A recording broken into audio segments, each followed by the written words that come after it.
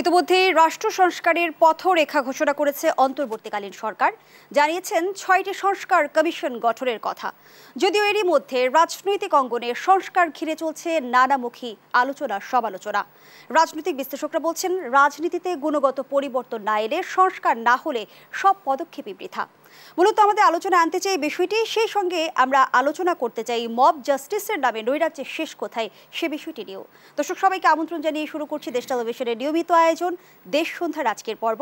আমি ফারদাস জি রয়েছি পুরো আয়োজন জুড়ে আপনাদের সঙ্গে।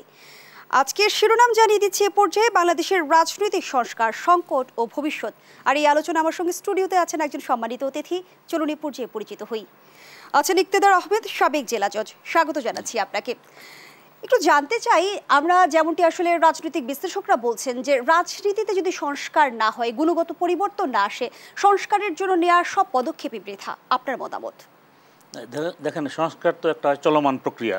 এখন সংস্কার কোন মাধ্যমে হয়? একটা হলো যে সংবিধান প্রণয়নের মাধ্যমে সংস্কার হতে পারে, আরেকটা হচ্ছিল সংবিধান সংশোধনের মাধ্যমে সংস্কার হতে পারে, অথবা সংবিধান পুনর্লিখনের মাধ্যমে সংস্কার হতে পারে, অথবা আইন প্রণয়নের মাধ্যমে সংস্কার হতে পারে। তো আমরা দেখেছি যে পৃথিবীর বিভিন্ন দেশে বিভিন্ন সময়ে জন আকাঙ্ক্ষায় এই সংস্কারগুলো হয়। তো আমাদের দেশে যে সম্প্রতি যে সরকারের পরিবর্তন হয়েছে বা বিগত সরকারের যে পতন হয়েছে, এটা হলো vox populi, will of the people, বা জনমত বা জন আকাঙ্ক্ষায় এই সরকারের পতন হয়েছে। এখন জন আকাঙ্ক্ষা যেটা দাবি করছে যে আমাদের যে এই বর্তমান যে সংবিধান আছে, এই সংবিধান সংশোধন হবে নাকি সংবিধান নতুন করে পুনর্লিখন হবে। তো এটা তো হলো যে একটা রাজনৈতিক সিদ্ধান্ত, সংবিধান সংশোধন নাকি সংবিধান পুনর্লিখন। এখন বাংলাদেশ সহ পৃথিবীর সর্বত্র সমাজ হচ্ছে গতিশীল। এখন গতিশীল সমাজে যদি আইন স্থবির হয়, তাহলে সে আইন কিন্তু সমাজ বা যুগের চাহিদা মেটাতে পারে না। সুতরাং সমাজ এবং যুগের পরিবর্তনের সাথে সাথে আপনার আইনের পরিবর্তন অবশ্যম্ভাবী হয়ে পড়ে। এবং সংবিধানও কিন্তু একটা আইন। সংবিধানের সাথে অন্যান্য আইনের পার্থক্য হলো যে অন্যান্য আইন হলো যদি আপনি সংশোধন করতে হয়, সাধারণ সংখ্যাগরিষ্ঠতে আপনি এটাকে সংশোধন করতে পারেন। আর সংবিধানের ক্ষেত্রে হলো একটা জটিল প্রক্রিয়া, 2/3 মেজরিটি লাগে। আবার কোনো কোনো ক্ষেত্রে দেখা যাচ্ছে যে গণভোটেরও আবশ্যকতা সেই জায়গা থেকে কিন্তু বিএনপি প্রশ্ন তুলেছে যে সংবিধান সংশোধনের এখতিয়ার আসলে অন্তর্বর্তীকালীন সরকারের রয়েছে কিনা, আইন কি বলে? না, এখন সংবিধান সংশোধনের এখতিয়ার তো একমাত্র হলো সংসদের, এবং সংসদে সেখানে 2/3 সংখ্যাগরিষ্ঠতা প্রয়োজন। তো আমরা বাংলাদেশে ইতিপূর্বে দেখেছি যে বাংলাদেশে ইতিপূর্বে যে অসাংবিধানিক শাসন, মানে অর্থাৎ অসাংবিধানিক শাসন মানে যে শাসনটা সংবিধান অনুমোদন করে না, এ ধরনের প্রথম অসাংবিধানিক শাসন বাংলাদেশে এসেছিল 1975 সালে। তো 75 পরবর্তী আমরা দেখলাম যে তখন ওনারা কী করলেন, যে তারা যে যারা ক্ষমতাসীন ছিল, ওনারা ক্ষমতায় থাকা অবস্থায় রাজনৈতিক দল গঠন করলেন, গঠন করে তারপরে নির্বাচন দিলেন। নির্বাচনে ওনাদের দল এবং অন্যান্য দলের সমর্থন নিয়ে, 2/3 সমর্থন নিয়ে ওনারা সংবিধান সংশোধন করলেন, যেটা সংবিধানের 5ম সংশোধনী। এবং সেক্ষেত্রে আমরা দেখেছি যে 75 সালে সংবিধানকে স্থগিত করা হয়েছিল। সংবিধানকে স্থগিত করে তারপরে রাষ্ট্র ক্ষমতা পরিচালিত হয়েছিল। পরবর্তীতে ওনারা রাজনৈতিক দল গঠন করলেন, নির্বাচন দিলেন, এবং নির্বাচনে ওনারা 2/3 সংখ্যাগরিষ্ঠ পান নাই। তো অন্যান্য যে ওনাদের যে সমগামী বা অনুগামী যে সকল দল ছিল বা সহযোগী যে সকল দল ছিল, ওই সকল দলের সমর্থন নিয়ে ওনারা সংবিধান সংশোধন করলেন। তাহলে সংবিধান সংশোধন মানে ওই যে শাসন ক্ষমতা, যেটা 1975 সালে যে সামরিক শাসন, ওই সামরিক শাসনটাকে ওনারা বৈধতা দিলেন। এরপরে আমরা দেখলাম যে এরশাদ সাহেবের যে সামরিক শাসন, সেটা আসলে 1982 সালে। তো ওই সময়ও দেখলাম যে আমাদের সংবিধানকে স্থগিত করা হলো। পরবর্তীতে ঠিক জিয়া রহমান সাহেবের মতো উনিও রাজনৈতিক দল গঠন করলেন, এবং গঠন পরবর্তী দেখা গেল যে তিনি নির্বাচনের আয়োজন করলেন, এবং নির্বাচনে আয়োজন করার পরে দেখা গেল যে তার দল 2/3 সংখ্যাগরিষ্ঠতা পায় নাই। পরে অন্যান্য দলের সমর্থন নিয়ে তিনিও সংবিধান সংশোধন করলেন। এবং উভয় ক্ষেত্রে দেখা গিয়েছে যে 1975 এবং 1982-তে ওনারা রাষ্ট্র ক্ষমতায় থাকা অবস্থায় রাজনৈতিক দল গঠন করেই কিন্তু এই প্রক্রিয়াগুলো সম্পন্ন করেছিলেন। এরপরে আপনার বাংলাদেশে যে তৃতীয় যে অসাংবিধানিক শাসন, সেটা 1991 সালে যে 3 জোটের রূপরেখা অনুযায়ী একজন কর্মরত প্রধান বিচারপতিকে অস্থায়ী রাষ্ট্রপতি করা হলো। তো সেখানে ওই যে 3 জোটের যে রূপরেখা ছিল, তাদের কমিটমেন্ট ছিল যে আমরা এই সরকারটাকে বৈধতা দান করব। এবং পরবর্তীতে আমরা দেখলাম যে একাদশ সংশোধনীর মাধ্যমে এই শাহাবুদ্দিন সাহেবের যে সময়কাল বা শাসনকাল, সেটাকে বৈধতা দেওয়া হয়েছিল। এবং শাহাবুদ্দিন সাহেব যে রাষ্ট্র ক্ষমতায় অধিষ্ঠিত হলেন, সেক্ষেত্রে কিন্তু পূর্বেকার ন্যায় সংবিধান সংশোধন বা সংশোধন না, সংবিধান স্থগিত করা হয় নাই। সংবিধান স্থগিত না করেই উনি রাষ্ট্র ক্ষমতা পরিচালনা করেছেন এবং পরবর্তীতে সকল রাজনৈতিক দলের ঐক্যমতের ভিত্তিতে তার এই শাসন ক্ষমতাটা বৈধতা দেওয়া হলো। এবং এই যে এই তিনটা কালের কথা যে আমি বললাম ৭৫, ৮২ এবং ৯১, এই তিনটা এই যে শাসনকালেই কিন্তু আপনার ওই যে গণভোটের আয়োজন করা হয়েছিল এবং গণভোটের আয়োজন করে তাদের যে এই কার্যকলাপ, অর্থাৎ তারা সরকার পরিচালনাকালীন যে কার্যকলাপ ওইটার অনুমোদন তারা জনগণ থেকে নিয়েছিলেন। এরপরে বাংলাদেশে যে অসাংবিধানিক শাসন আসে সেটা হচ্ছিল সেনা সমর্থিত তত্ত্বাবধায়ক সরকার, সেটার আগমন ঘটে হচ্ছিল ২০০৭ সালে এবং ওনারা ২০০৯ পর্যন্ত অধিষ্ঠিত ছিলেন। এই সেনা সমর্থিত তত্ত্বাবধায়ক সরকারটি কিন্তু অদ্যাবধি সংসদ কর্তৃক অনুমোদিত হয় নাই। আপনার নিশ্চয়ই মনে আছে আমাদের যে বিদায়ী প্রধানমন্ত্রী উনি আমেরিকা যাওয়ার সময় এয়ারপোর্টে বলেছিলেন যে এই সরকারটি আমাদের আন্দোলনের ফসল এবং এই সরকারের কার্যকলাপকে আমরা বৈধতা দান করব। পরবর্তীতে দেখা গেল যে তিনি বৈধতা দান করেন নাই এবং তিনি কি করলেন, তিনি হলো এটাকে বলে বৈধতা দানের প্রয়াস, অর্থাৎ এই ধরনের অবৈধ যে কোনো শাসনকে বৈধতা দিতে পারে একমাত্র সংসদ। তো উনি কী করলেন, এই যে খায়রুল হক সাহেব যখন তত্ত্বাবধায়ক সরকার বাতিল বিষয়ক মামলার আপিল শুনানিকালে সেখানে অপ্রাসঙ্গিক আলোচনার অবতারণায় এটাকে বৈধতা দেওয়ার প্রয়াস নিয়েছেন। তাহলে এই যে ১/১১ সরকার যেটা, অর্থাৎ সেনা সমর্থিত তত্ত্বাবধায়ক সরকার, সেটা সাংবিধানিক বৈধতা প্রাপ্ত না হওয়ার কারণে ওই সরকার কর্তৃক যে পরিচালিত নির্বাচন ২০০৯ সালের যে নবম সংসদ নির্বাচন এবং ধারাবাহিকতায় যে দশম, একাদশ এবং দ্বাদশ এই তিনটি সংসদ নির্বাচন সবগুলোই কিন্তু জনাব ইকতেদার আহমেদ, আপনি তুলে ধরছিলেন রাজনৈতিক দলগুলো আসলে তাদের সুবিধা মতো কিভাবে আসলে সংবিধানের সংশোধনী নিয়েছে। সেই জায়গা থেকে বর্তমান সময়ে যে বিতর্কটি আমরা দেখছি যে সংবিধান ঘিরে যে সংকট তৈরি হয়েছে সেটি কি সংশোধনীর মধ্য দিয়ে আসবে নাকি সংবিধান পুনর্লেখনটা জরুরি? প্রশ্নটি থাকছে আপনার কাছে। দর্শক এই পর্যায়ে পরিচয় করিয়ে দিতে চাই আরও একজন অতিথির মধ্যে আমাদের সঙ্গে যুক্ত হয়েছেন এম আব্দুল্লাহ, ব্যবস্থাপনা পরিচালক, সাংবাদিক কল্যাণ ট্রাস্ট। শুরুতে অভিনন্দন জানাচ্ছি আপনাকে, সাংবাদিক কল্যাণ ট্রাস্টের ব্যবস্থাপনা পরিচালক হিসেবে আপনি নিয়োগ পেয়েছেন। আপনাকে একটু জানিয়ে রাখতে চাই আজকের আলোচনার বিষয়বস্তু বাংলাদেশের রাজনৈতিক সংস্কার, সংকট ও ভবিষ্যৎ। আপনার কাছে এই বিষয়টি নিয়ে জানতে চাই যে সংস্কার ঘিরে যে আমরা নানামুখী বিতর্ক দেখছি, রাজনৈতিক ঐক্যমত্য ছাড়া কি আসলেই সংস্কার সম্ভব? ধন্যবাদ দেশ টিভির এই শো যারা দেখছেন এবং দেখবেন সবাইকে শুভেচ্ছা জানাচ্ছি এবং সহ আলোচক ইকতেদার ভাই, যিনি আইনজ্ঞ, বিশেষভাবে সুপ্রিম কোর্টের রেজিস্ট্রার ছিলেন, তিনি এই বিষয়ে যে কথাগুলো বলছিলেন। আমাদের যে সংস্কারের নিয়ে আমাদের এখন আলোচনার কেন্দ্রে আছে সংস্কার। কয়েকটি কমিটি হয়েছে, সেই কমিটিতে পরিবর্তনও আমরা দেখেছি।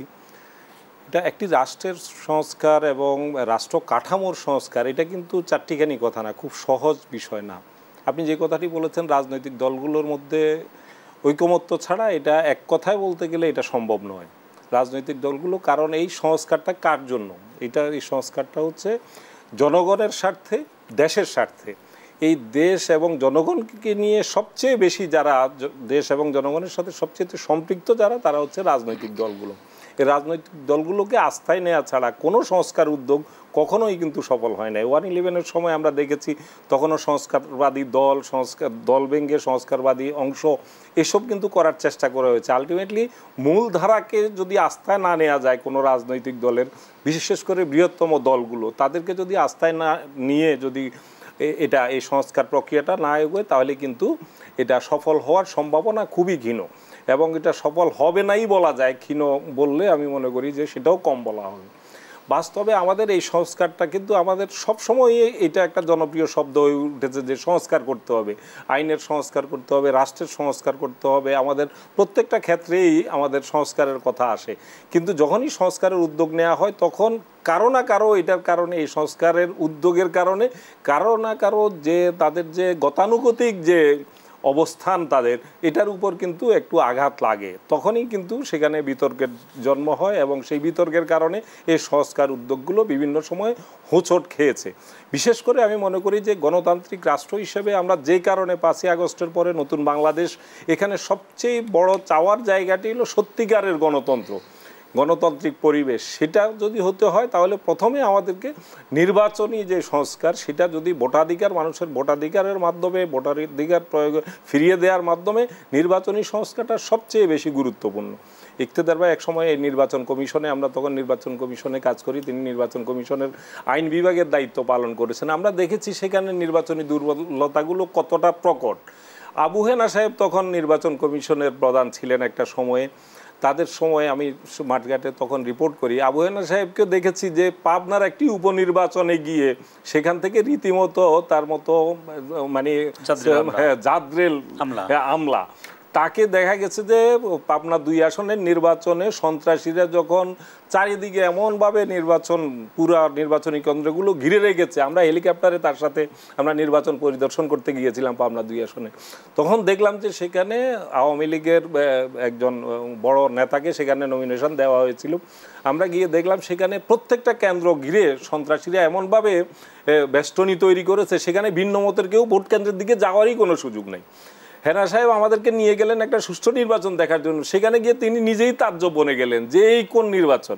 শেষ পর্যন্ত সেখান থেকে তিনি অত্যন্ত বিরক্তি প্রকাশ করে এবং একটা মানে খারাপ অভিজ্ঞতা নিয়ে আমাদের সাথে ঢাকা ফিরে এসেছেন। তারপরে এমএ সাঈদ সাহেব এসেছিলেন, তিনি কিন্তু প্রথমে এসেই বলেছিলেন যে নির্বাচন ব্যবস্থায় তিনি আমূল পরিবর্তন আনবেন, অনেক চেষ্টা করবেন, এই করবেন সে করবেন, কিন্তু শেষ পর্যন্ত তার সময়ে 2001 সালের নির্বাচনটা তত্ত্বাবধায়ক সরকারের অধীনে হওয়ার কারণে মোটামুটিভাবে এই যাবৎকালের সুষ্ঠু নির্বাচন হিসেবে ধরা হয়, কিন্তু সেটা কোনো স্থায়ী রূপ দেয়া যায় নাই। যেহেতু তত্ত্বাবধায়ক সরকার ছিল, এই জন্য একটা নিরপেক্ষ প্রশাসন গড়ার চেষ্টা করা হয়েছিল লতিফুর রহমানের নেতৃত্বে, যেই কারণে সেটা তখন সম্ভব হয়েছিল।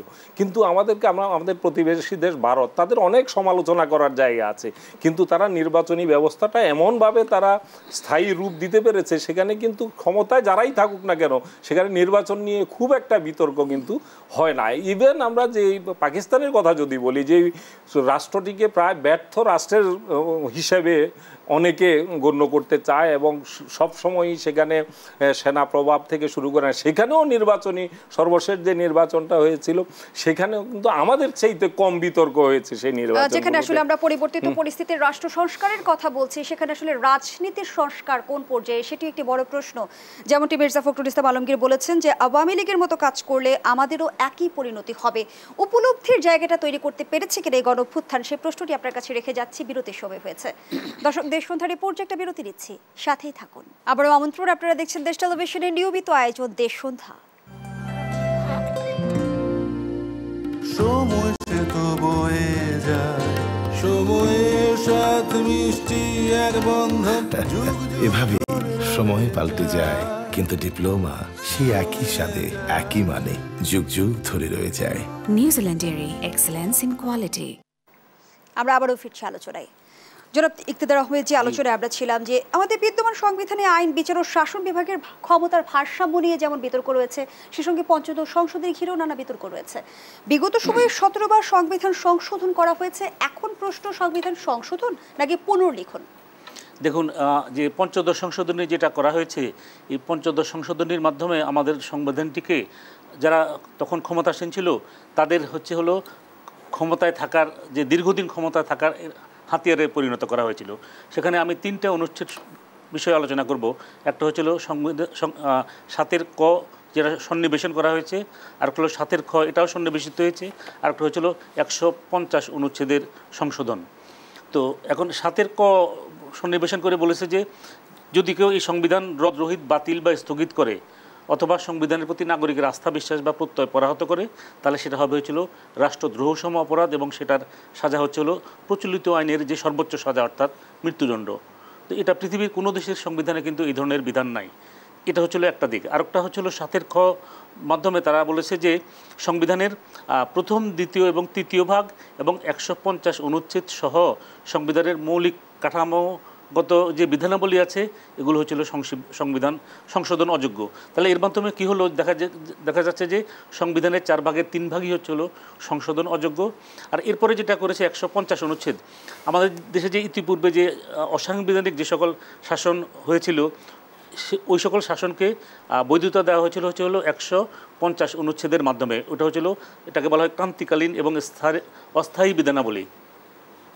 তো এই পঞ্চদশ সংশোধনীর মাধ্যমে তারা কী করলো, এই 150 অনুচ্ছেদকে এটাকে লিমিট করে দিল, যে 150 অনুচ্ছেদের ক্রান্তিকালীন এবং অস্থায়ী বিধানাবলী বলতে 1971 সালের 26শে মার্চ থেকে 1972 সালের 16ই ডিসেম্বর পর্যন্ত এই পিরিয়ডকে বোঝাবে। এই পিরিয়ডের বিয়ন্ড কোনো পিরিয়ডকে আপনি ক্রান্তিকালীন বা অস্থায়ী বিধানাবলী হিসেবে গণ্য করে 4th শিডিউলে অন্তর্ভুক্ত করা, অর্থাৎ ৫ম সংশোধনী, ৭ম সংশোধনী এবং সংবিধানের যে একাদশ সংশোধনী যেগুলো হয়েছিল যে অসাংবিধানিক শাসন, এগুলোকে কিন্তু বৈধতা দেওয়া হয়েছিল ৪র্থ তফসিলি অন্তর্ভুক্তির মাধ্যমে। ওই পথটা কিন্তু এই পঞ্চদশ সংশোধনীর মাধ্যমে রুদ্ধ করে দেওয়া হয়েছে। তাহলে ভবিষ্যতে যেমন বর্তমান আমাদের যে ডক্টর ইউনূস সাহেবের নেতৃত্বাধীন যে আজকে এখনকার যে এই অস্থায়ী বা আমাদের যে ইন্টারিম যে গভর্নমেন্ট বা এর আগে যেটা ছিল যে ১/১১ সরকার, তো ১/১১ সরকার আমি তো আগেই আলোচনা করেছি যে ওই সরকারটাকে আমাদের বিগত সরকার ওরা বৈধতা দেয়নি। তো বৈধতা না দেওয়ার কারণে ওইটার হয়েছিল সাংবিধানিক অনুমোদনটা ঝুলে আছে। সাংবিধানিক অনুমোদন ঝুলে থাকা মানে হয়েছিল ওই সরকারটা অবৈধ এবং ওই সরকার পরবর্তী যেগুলো সরকার এসেছে সবগুলো অবৈধ। তো এখন এই যে আমাদের যে এই অন্তর্বর্তী সরকার যেটা, তো এটা তো ধরেন ওনারা এই যে রাষ্ট্র ক্ষমতা যে পরিচালনা করছেন এটা তো সাংবিধানিক বিধিবিধানের অধীনে না। তো এটা তো অনুমোদনের প্রয়োজন দেখা দিবে। এখন অনুমোদনের যে প্রয়োজন দেখা দিবে, অনুমোদন করতে গেলে আপনার বাধা হচ্ছিল পঞ্চদশ সংশোধনী। তাহলে পঞ্চদশ সংশোধনীকে আপনাকে বাতিল করতে হবে। তাহলে এটার এই যে আমাদের আব্দুল্লাহ ভাইও বলেছিল যে এগুলো যদি করতে হয় তাহলে হচ্ছিল একটা আপনি সংবিধান সংশোধন করেন বা সংবিধান পুনর্লিখন করেন, একটা হচ্ছিল রাজনৈতিক সংলাপ বা ডায়ালগ, মানে যে সকল রাজনৈতিক দলের এই বিপ্লবের প্রতি সমর্থন ছিল বা যে সকল রাজনৈতিক দলের প্রতি ব্যাপক জনসমর্থন রয়েছে, তো ওই রাজনৈতিক দল বলতে বর্তমানে বোঝাই হচ্ছিল বাংলাদেশ জাতীয়তাবাদী দল এবং বাংলাদেশ জামাত ইসলামী, আরও ক্ষুদ্র হয়তো আরও অনেক দল আছে। তো এই সকল দলের সাথে ওনারা যদি একটা সংলাপের উপনীত হয়ে ওনাদের রোডম্যাপ দিবে যে আমরা এই সংস্কার করব, এবং ওই সকল রাজনৈতিক দল থেকে কমিটমেন্ট নিতে হবে যে ঠিক আছে আমরা তোমরা যে সংস্কার করবা এই সংস্কারগুলো আমরা অনুমোদন করে দিব, কিন্তু এই আমাদেরকেও আমরা যে এখানে গণতান্ত্রিক পদ্ধতিতে একটা নির্বাচন হতে হবে এবং নির্বাচনটা সুষ্ঠু, অবাধ এবং গ্রহণযোগ্য হতে হবে। এই ধরনের যদি কমিটমেন্ট ওনারা যদি করেন এবং রাজনৈতিক দলের সাথে যদি ডায়ালগ পরবর্তী যদি সমঝোতায় উপনীত হতে পারেন, তাহলে সংবিধান সংশোধন বলেন অথবা সংবিধান পুনর্লিখন করেন বলেন সমাধান সম্ভব। কিন্তু সমাধান মানে ওটা আপনাকে অবশ্যই মনে রাখতে হবে যে 2/3 মানে নির্বাচন পরবর্তী 2/3 মেজরিটি ছাড়া সংবিধানের সংশোধন অথবা সংবিধানের যে এই পুনর্লিখন কোনোটি সম্ভব না। আর পুনর্লিখনের ক্ষেত্রে আরও জটিলতা আছে। পুনর্লিখন করতে গেলে সেখানে আপনাকে একটা গণপরিষদ গঠন করতে হবে অথবা একটা গণভোটের আয়োজন করতে হবে। তাহলে এখন কি প্রক্রিয়ায় গণভোট হবে, কি প্রক্রিয়ায় গণপরিষদ গঠিত হবে, এই সকল বিতর্কের কিন্তু অবসান করতে হবে। অবসান করে তারপরে পরবর্তী পদক্ষেপ নেওয়া যেতে পারে। ধন্যবাদ জানাচ্ছি জনাবে আব্দুল্লাহ। যে প্রশ্নটি আপনার কাছে ছিল যে যেমনটি মির্জা ফখরুল ইসলাম আলমগীর বলেছেন যে আওয়ামী লীগের মতো কাজ করলে আমাদেরও একই পরিণতি হবে। ২৪-এর গণঅভ্যুত্থান রাজনৈতিক দলগুলোর মাঝে এক ধরনের উপলব্ধি তৈরি করতে পেরেছে, এমনটি মনে করতে পারি কি আমরা?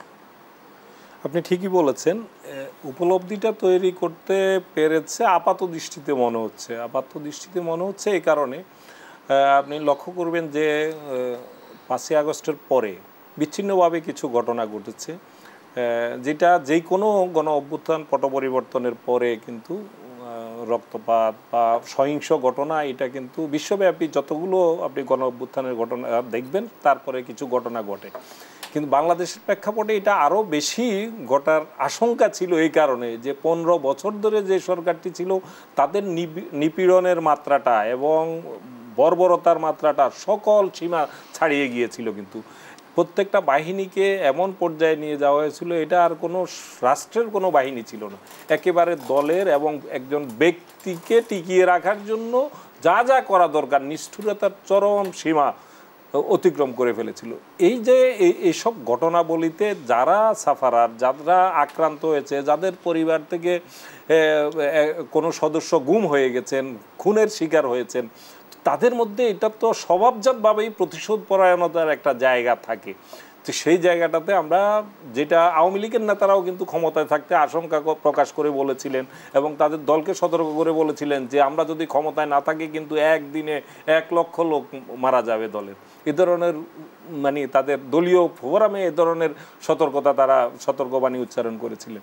কিন্তু আমরা মনে করি যে এখানকার রাজনৈতিক দল যারা এই গণ অভ্যুত্থানের পরে বাংলাদেশের যেসব প্রতিনিধিত্বশীল রাজনৈতিক দল, জনপ্রিয় রাজনৈতিক দল যেটা বাংলাদেশ জাতীয়তাবাদী দল এবং জামাত ইসলামী, তা এর নেতৃত্ব কিন্তু যথেষ্ট রকম আমরা বলবো যে দায়িত্বশীলতার পরিচয় দিয়েছেন। তারা যাতে সহিংস ঘটনা নিয়ন্ত্রণ করা যায়, প্রথম সুযোগে কিছু ঘটনা ঘটে গেছে, এটা অস্বীকার করার উপায় নেই, কিন্তু অনতি অনতিবিলম্বে তারা চেষ্টা করেছেন তাদের কর্মীদেরকে নিবৃত্ত করে এই পরিস্থিতিটা কন্ট্রোল করার জন্য। বিষয়টা ইন্টারাপ্ট করি আব্দুল্লাহ, যেমনটি আমরা সম্প্রতি যদি রাজনৈতিক দলগুলোর প্রসঙ্গে আসি, বিশেষ করে বিএনপির কথা যদি আমরা তুলে ধরি, আমরা দেখছি বিএনপির ভারপ্রাপ্ত চেয়ারম্যান তারেক রহমান এবং বিএনপির মহাসচিব মির্জা ফখরুল ইসলাম আলমগীরের বক্তব্যে বিশেষ করে নির্বাচন ও সংস্কারের প্রসঙ্গে আমরা ভিন্নতা লক্ষ্য করছি। ভিন্নতা আপনি যেভাবে বলছেন অতটা বড় ধরনের ভিন্নতা আমি দেখছি না। সেখানে তাদের যে বক্তব্যগুলো এসছে, প্রথমত তারা কর্মীদেরকে সংযত করার চেষ্টা করছেন, বারবারই এই তাগিদটা দিচ্ছেন। তারেক রহমানও কিন্তু বারবার এটা বলছেন। আর তারেক রহমান সর্বশেষ যে সমাবেশে যে ভাষণটি দিয়েছেন, তিনি সেখানে পরিষ্কারভাবে এই সরকারের প্রতি সমর্থন ব্যক্ত করে তিনি বলেছেন এই সরকারকে কোনো অবস্থাতেই ব্যর্থ হতে দেয়া যাবে না। এই যে এই বক্তব্যের মধ্য দিয়ে তিনি কিন্তু এই সরকারকে কাজ করার সুযোগ করে দিয়েছেন। কিন্তু তার সঙ্গে সঙ্গে একই কথা তাদের পক্ষ থেকে, দলের পক্ষ থেকে, তাদের যে স্থায়ী কমিটির সভা আছে সেখান থেকে এই হুঁশিয়ারিও দেওয়া হয়েছে যে এটা যাতে একেবারে অনির্দিষ্টকাল পর্যন্ত এই সরকার থাকার মতো কোনো চিন্তা যাতে না করে, এবং সেটার ব্যাপারে তারা কোনো যে সমন্বয়ক তাদেরকে দায়ী করছেন যে তাদের বিভিন্ন বক্তব্যে দল গঠন এবং অনির্দিষ্টকাল থাকার বা কোনো দলের কথা বলছেন, ইঙ্গিত করছেন। বোঝা যায় যে জামাত ইসলামীকে ইঙ্গিত করেও কিছু বক্তব্য বিএনপির জায়গা থেকে এসছে। তো কিন্তু এই ব্যাপারে জনগণের মধ্যে আপনি এর মধ্যে সম্প্রতি একটা সার্ভে দেখেছেন যে সেখানে 80% লোক বলেছে যে যথেষ্ট সময়, হ্যাঁ তাদেরকে সময় দেওয়া উচিত সংস্কারের জন্য। তো এই জায়গার বিএনপি বিভিন্ন সময়ে বক্তব্যের কিছু হেরফের হলেও তাদের মোদ্দা কথা কিন্তু এইটা যে একদিকে তারা এই সরকারকে সংস্কারের সময়টা দিতে চায়, এই সরকার ব্যর্থ হোক এটা চায় না, আবার এটা দীর্ঘ মেয়াদে একেবারে অনির্দিষ্টকাল বা এমন যাতে না হয় যে 2-3 বছর পর্যন্ত এই সরকারটি, এবং সেক্ষেত্রে তাদের দৃষ্টিভঙ্গির একটা জায়গা তারা ব্যাখ্যা করেছেন যে যদি এভাবে দীর্ঘমেয়াদে এই সরকার থাকে, এই সরকার তো নির্বাচিত জনপ্রতিনিধিত্বশীল সরকার না, তাহলে দিনে দিনে তাদের যে বিভিন্ন জায়গার যে নিয়ন্ত্রণের জায়গাটা যদি শিথিল হয়ে যায় তাহলে দেশ অস্থিতিশীল হয়ে পড়বে এবং দেশ পরিচালনার ক্ষেত্রে তখন দুরূহ হয়ে পড়বে। এ ধরনের যুক্তি তাদের পক্ষ থেকে আসছে। তো আমরা চাই যে এই দুইটার সমন্বয়ে আমার মনে হয় যে দীর্ঘমেয়াদেও না, আবার একেবারে জোর জবরদস্তি করে দ্রুত হতে হবে এমন জায়গায়ও যাতে না থাকে, এবং অন্ততপক্ষে সংস্কারের যে পরিকল্পনাগুলো, জন আকাঙ্ক্ষার যে জায়গাগুলো, এগুলো যাতে সঠিকভাবে অ্যাড্রেস করা যায় এবং সংস্কারের কোনো বিকল্প নাই।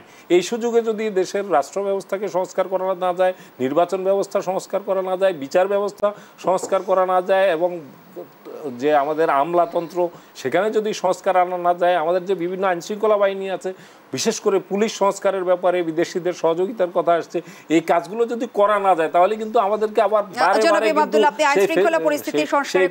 পরিস্থিতিগুলো ফিরে আসার একটা দানবীয় শাসনামলে কিন্তু সাংবাদিকতা পেশার মর্যাদা ক্ষুণ্ণ হয়েছে এমনটি বলছেন বিশ্লেষকরা। সেই জায়গা থেকে সাংবাদিকতা পেশার হারানো গৌরব ফিরিয়ে আনতে কি করণীয়, সে প্রশ্নটি থাকছে আপনার কাছে। আবারও বিরতির সময় হয়েছে। দর্শক, দেশ সন্ধ্যার এই পর্যায়ে আবারও বিরতিতে যাচ্ছি, সাথেই থাকুন।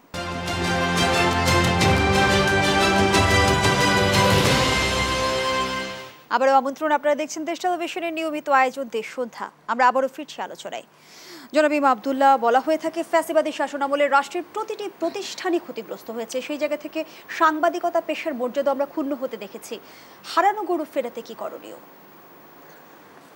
গত 15 বছরে সাংবাদিকতাকে এমনভাবে তিলে তিলে এমন জায়গায় নিয়ে যাওয়া হয়েছে, এটাকে জনগণের যে আস্থার জায়গাটা, গণমাধ্যম কিন্তু জনগণের মাধ্যম হতে হবে, তাদের ভয়েসটা গণমাধ্যমে প্রতিফলিত হইতে হবে। তারা কি ভাবছে, তারা কি চাচ্ছে, এটা যদি কোনো সংবাদপত্রে, কোনো টেলিভিশনে যদি সেটা প্রতিফলন না থাকে, সেটাকে তো গণমাধ্যম বলা যায় না। সংবাদ মাধ্যম হিসেবে সংবাদ মাধ্যমের যে মূল বৈশিষ্ট্যগুলো, এগুলোই কিন্তু ধীরে ধীরে গত 15 বছরে আমরা সেটা একদম হারিয়ে যেতে দেখেছি। যে কারণে আমরা সাংবাদিকরা মানুষের কাছে, জনগণের কাছে যে গ্রহণযোগ্যতার জায়গাটা, এটা কিন্তু আমাদের নষ্ট হয়ে গেছে। প্রত্যেকটি গণমাধ্যম থেকে মানুষ টেলিভিশন দেখা প্রায় মুখ ফিরিয়ে, সংবাদের থেকে মুখ ফিরিয়ে নেওয়ার মতো অবস্থা হয়েছিল।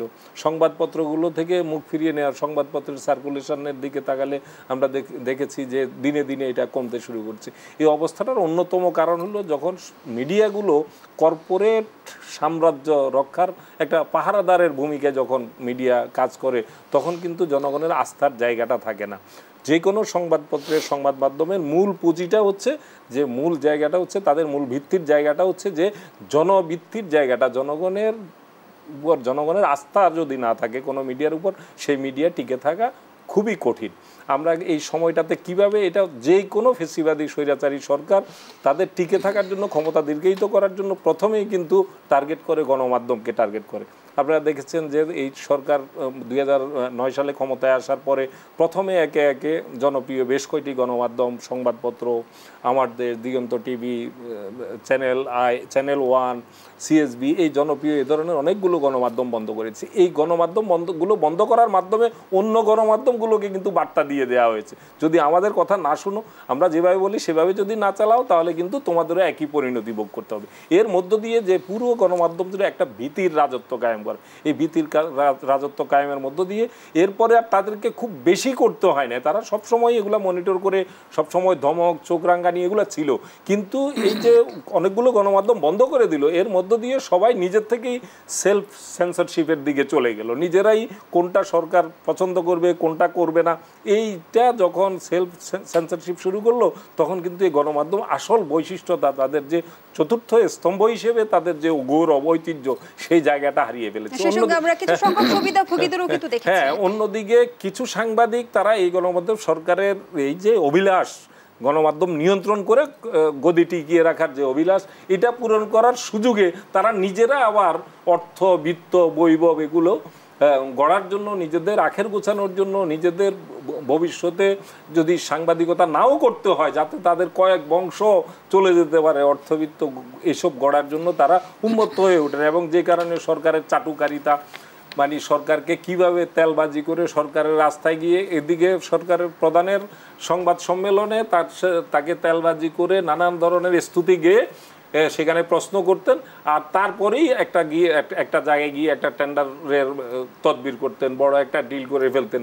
এগুলো করে করে শ কোটি টাকা কামিয়েছেন এমন অনেকেই এখানে আছেন। হ্যাঁ, আমরা এখন সাংবাদিকতাটাকে সাংবাদিকতার জায়গায় ফিরে আনতে হবে, বস্তুনিষ্ঠ সাংবাদিকতা। এখন কিন্তু আর কোনো আগের মতো সেইভাবে অদৃশ্য জায়গা থেকে এখন ফোন আসছে না, আপনি ওইটা লাইভ করতে পারবেন, এটা করতে পারবেন না, এটা প্রচার করতে পারবেন, এটা করতে পারবেন না, টিকার থেকে এটা নামান, এটা উঠান, এই জাতীয় নির্দেশনা কিন্তু এখন আসছে না। এখনই সুযোগ সংবাদ মাধ্যম এবং সাংবাদিকদের যে সত্যিকারের স্বাধীন এবং বস্তুনিষ্ঠ সাংবাদিকতার জায়গায় ফিরে যাওয়া। যদি এটা আমরা যেতে পারি এই জায়গাটাতে, তাহলে জনগণের আস্থা ফিরবে। জনগণের আস্থা ফিরলে আমাদের যে এই দুর্দশার জায়গাগুলো, কেন জনগণ যখন মুখ ফিরিয়ে নেয় তখন বিজ্ঞাপনদাতারা কিন্তু বিজ্ঞাপন দিতে চায় না, কারণ এটা যে টেলিভিশনটা দেখছে না সেখানে বিজ্ঞাপন দিবে তারা কেন, যে সংবাদপত্র পড়ছে না, পাঠক কমে যাচ্ছে, সেখানে বিজ্ঞাপন দিবে কেন? যদি বিজ্ঞাপনদাতারা যদি দেখে যে না, এরা সত্যিকারের সাংবাদিকতা, বস্তুনিষ্ঠ সাংবাদিকতা হচ্ছে এবং জনগণের আস্থা ফিরেছে, তাহলে রেভিনিউর জায়গাটাতেও দিনে দিনে অবস্থার উন্নতি হবে। এবং সাংবাদিকদের যে দুর্দশা, বেতন মাসের পর মাস বেতন বকেয়া, সাংবাদিকদের নিরাপত্তাহীনতাটা প্রকট আকার ধারণ করেছিল। গত 15 বছরে 65 জন সাংবাদিক খুন হয়েছেন। সাগর রুনির কথা আমরা জানি, কিন্তু অন্যদের কথা জানি না। আমরা কিন্তু বিএফইউজে সরণিকে আমরা এই 65 জনের তালিকা দিয়ে আমরা বলেছি এই সাংবাদিক খুনের বিচার হতে হবে। প্রতি মাসে 25 থেকে 30 জন সাংবাদিক নানাভাবে আক্রান্ত হয়ে তারা পঙ্গু হয়ে গেছে, তাদের পরিবার পরিজন দুর্দশার মধ্যে পড়েছে। এইসব বিষয়গুলোকে কেন্দ্র করেই কিন্তু সাংবাদিকতাটা এমন একটি পর্যায়ে চলে গেছে যে এখান থেকে আমাদেরকে যদি ফিরতে হয়, তাহলে আমাদেরকে সত্যিকারের বস্তুনিষ্ঠ সাংবাদিকতা। জনাব ইকতেদার আহমদ, দুটি ঘটনা আপনার সামনে তুলে ধরতে চাই। গতকাল চোর সন্দেহে ঢাকা বিশ্ববিদ্যালয়ের এক যুবককে পিটিয়ে হত্যা করা হয়েছে এবং এর আগে জাহাঙ্গীরনগর বিশ্ববিদ্যালয়ের সাবেক শিক্ষার্থী ছাত্রলীগ নেতাকে হত্যা করা হয়েছে। মব জাস্টিসের আসলে শেষ কোথায়? না, এই ধরনের ঘটনা অনাকাঙ্ক্ষিত এবং আমরা কেউই চাই না যে এই ধরনের ঘটনা ঘটুক বা এগুলোর পুনরাবৃত্তি হোক। মব জাস্টিস যেটা, এটা আমরা অতীতেও দেখেছি যে মব জাস্টিসের মাধ্যমে দেখা যাচ্ছে যে এই যে সাধারণ মানুষ আইনকে নিজের হাতে তুলে নিয়ে তারপরে দেখা যাচ্ছে যে পিটিয়ে তার যে মৃত্যু নিশ্চিত করছে। দেশে তো আইনশৃঙ্খলা বাহিনী আছে, দেশে আইন আছে, তো কেউ যদি অন্যায় করে বা কেউ যদি অপরাধ করে তার বিরুদ্ধে মামলা হবে এবং তাকে আইনে সোপর্দ করা হবে। এখন সাধারণ মানুষ বা ছাত্র সমাজ বা যারা হচ্ছে হলো যে হয়তো ভুক্তভোগী, এরা যদি আইনকে নিজের হাতে তুলে নিয়ে এবং নিজেরাই যদি তাদের যারা অপরাধী তাদের শাস্তির বিধান যদি করে, তাহলে সেক্ষেত্রে তো ধরেন ন্যায় বিচার নিশ্চিত হলো না। এটা পৃথিবীর কোনো দেশেই কিন্তু এই ধরনের মব জাস্টিস কাম্য না, এবং এই ধরনের মব জাস্টিস যদি হয় তাহলে দেশে একটা নৈরাজ্য দেখা দিবে, একটা বিশৃঙ্খলা দেখা দিবে, এবং আমাদের যে এই বিচার ব্যবস্থার প্রতি মানুষের অনাস্থা বা আমাদের আইনশৃঙ্খলা বাহিনী যারা আছে তাদের প্রতি সাধারণ মানুষের যে আস্থার জায়গা, সেই আস্থা কিন্তু আর থাকবে না। বলা হচ্ছে যে আইন শৃঙ্খলা পরিস্থিতি এখন আসলে স্বাভাবিক পর্যায়ে ফিরেনি। আমরা দেখলাম যে আগামী 2 মাসের জন্য সেনাবাহিনীকে ম্যাজিস্ট্রেসি ক্ষমতা দেওয়া হয়েছে, এই বিষয়ে আপনার মন্তব্য? এখন সেনাবাহিনীকে ম্যাজিস্ট্রেসি দেওয়া হয়েছে। আপনার তো ধরেন যে আইন শৃঙ্খলার যে বর্তমান যে অবস্থা আমরা দেখেছি, আমরা বাসা থেকে বেরোলে যে ধরনের যানজট হচ্ছে, এবং আমরা দেখছি যে বিভিন্ন সরকারেরই বিভিন্ন বিভাগ তাদের কিন্তু মানে সীমাহীন দাবি দেওয়া, আপনি প্রফেশনাল গ্রুপ বলেন বা সরকারের বিভিন্ন বিভাগ বলেন, সরকারের বিভিন্ন বিভাগের কর্মকর্তা বা কর্মচারী, তারপরে হচ্ছিল যে গ্রাম পুলিশ, তারপরে দেখলাম যে আনসার বাহিনী, এরা দেখলাম যে এই যে তাদের দাবি দাবা নিয়ে রাস্তাঘাটে তারা এই যে অবরোধ করে রেখেছে। এখনও কিন্তু বিভিন্ন এই সরকারের বিভিন্ন বিভাগের এই ধরনের আন্দোলন চলছে। তো এতদিন তাদের এই আন্দোলন কোথায় ছিল? এখন একটা মানে সরকার এসেছে, এটা হচ্ছিল তাদেরকে তো সময় দিতে হবে এবং তাদেরকে তো সুযোগ দিতে হবে। একটা 15 বছরের একটা দুঃশাসনের পরে তারপরে হচ্ছিল জন আকাঙ্ক্ষায় একটা সরকারের আগমন ঘটেছে। তো এই সরকারের প্রতি মানুষের প্রত্যাশা অনেক। এই অর্থ এই না যে আপনি ঘেরাও করে, আপনি আন্দোলন করে, আপনি অবরোধ করে আপনার দাবি দাবা পেশ করবেন এবং দাবি দাবা আদায়ের জন্য আপনি নৈরাজ্যকর পরিস্থিতি সৃষ্টি করবেন। তো এগুলো যদি হয় তাহলে তো ধরেন সাধারণ মানুষের এদের প্রতি সমর্থন থাকবে না। এখন এই যে আমি কিছুদিন আগে দেখলাম যে আমি নিজেই আমার অফিসে যাওয়ার সময় আমি দেখলাম বাধাগ্রস্ত হলাম হচ্ছিল গ্রাম পুলিশের দ্বারা, তারা অবরোধ করে রেখেছে। এর পরবর্তী আরও দিন দেখলাম যে আনসারদের দ্বারা আমরা বাধাগ্রস্ত হলাম। এরপরে দেখলাম যে এখনও যে অডিটররা আন্দোলন করতেছে, যে এবং সরকারের যে বিভিন্ন এই যে মন্ত্রণালয় বা বিভিন্ন বিভাগের বিল দীর্ঘদিন যাবৎ হয়ে আছে, আটকে আছে। তো এতদিন এদের এই সকল দাবি দাবা কোথায় ছিল? তো এখন একটা এই ধরনের দাবি দাবা যদি থাকে, এটা রাজনৈতিক সরকার যদি আসে, নির্বাচন পরবর্তী আমরা রাতারাতি সমাধান চাইছি, এমন এক ধরনের মানসিকতা আমাদের তৈরি হয়েছে। আমরা আমাদের আয়োজনের একেবারে শেষ পর্যায়ে ধন্যবাদ জানাচ্ছি ইকতেদার আহমেদ, ধন্যবাদ জানাচ্ছি আব্দুল্লাহ। দর্শক, এখানেই শেষ করছি দেশসন্ধ্যার আজকের আয়োজন। ধন্যবাদ এতক্ষণ আমাদের সাথে থাকার জন্য।